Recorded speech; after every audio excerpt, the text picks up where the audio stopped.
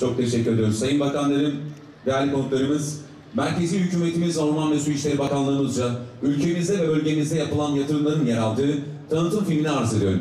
Erdoğan'ın liderliğinde 2003'ten günümüze bütün dünyanın gıpta ettiği muhteşem yatırımları gerçekleştirerek büyük bir destana imza atıyor. Bugün mübarek bir gün. Ayrıca pazarı pazartesiye bağlayan gece 1000 aydan daha hayırlı Kadir Gecesi. Kadir Gecenizi tebrik ediyorum. Ayrıca önümüzdeki Ramazan bayramımızı gönülden kutluyorum. Cenab-ı Allah bütün bu mübarek günler hürmetine bütün milletimizin birlik, beraberlik ve kardeşliğini daha da pekiştirsin. Milletimizin buna ihtiyacı var. Buraya gelişimizin sebepleri şu. Bir kere heybemiz dolu geldi. Her Gaziantep'e gelince değerli bakanımız da benim çok sevdiğim, çok değer verdiğim bir bakanım. Vadimizde pek çok ilde çalıştık. Dolayısıyla hakikaten buraya işte gördüğünüz gibi 668 milyon TL'lik 9 tane tesis için temel atmaya, açılış yapmak için geldim. Bunlar için de özellikle Kılavuzlu Barajı var. Kahramanmaraş'ta. Bu barajla ilgili sulama bir suni nehir inşa ederek ta Gaziantep hatta Hatay'a kadar muazzam bir nehir inşa ettik. Artık bunun sulamaları başladı. Kılavuzlu sulaması 3. kısım, 4. kısım sulamalarıyla Kılavuzlu sulaması Gaziantep'e hayat verecek, çiftçilerimizin cebi dolacak. Özellikle Sayın Bakanım. Ayrıca Islahiye Güneş Barajı ve sulamasını söz vermiştik hatırlarsanız geçen sefer. Bunun da temelini atıyoruz Sayın Bakanım. Ayrıca İslahiye'de Yesemek Barajı sulaması, Şahinbey'de Burç, Çamlık Göleti ve sulaması, bunların temelini atacağız ve Oğuzeli ilçe merkezinin de Sacır Deresi ıslahının talep edilmişti. Deresinin ıslahını temel atacağız. Ama Türkiye büyüdükçe önümüzü kesmek istiyorlar.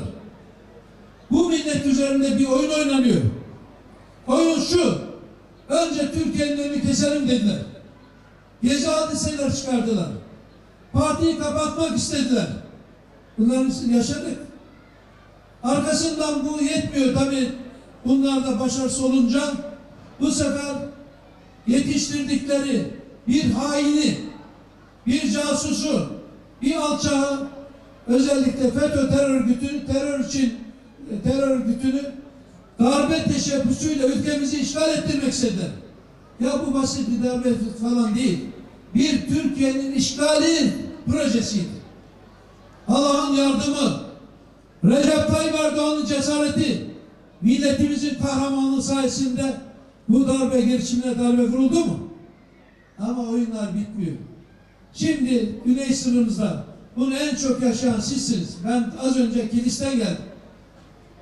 Güney sınırımızda bir terör devleti sözde kurdurmak için ne yaptılar? Bir plan yaptılar. PKK'yı kuran Batı proje. DAEŞ'i kuran Batı. YPG, PYD, her türlü terör örgütleri, bunları silah veren Batı. Bize paramızla silah vermiyor. Nereye verir? Onlara 5000 tır silah gönderiyor. Niye? Kimin için? Dolayısıyla sevgili kardeşler, oyunun bu ikinci perdesinde Allah razı olsun Cumhurbaşkanımız fark etti ve Fırat Kalkanı harekatıyla birinci perde suya düşürüldü. Arkasından Afrin harekatı, Zeytin Dağı harekatıyla ikinci perde suya düştü. Düşmanlık planı durmuyor. Yeni plan nedir? Bunu sanayicilerim çok iyi bilir. Ben de esnaf çocuğuyum. Yeni plan Türkiye'ye ekonomik kıskacı alalım. Seçimler 2019'da olacak. Dolarla oynayalım. Türkiye'nin ekonomisini bozalım şeklinde bir yeni planları var. Bugün de 668 milyon liralık bir yatırımın temelini atmak üzere bir aradayız.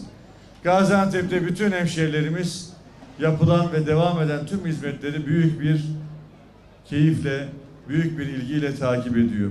Allah'ın izniyle Gaziantep'in 50 yıllık, 70 yıllık sorunlarını çözdük.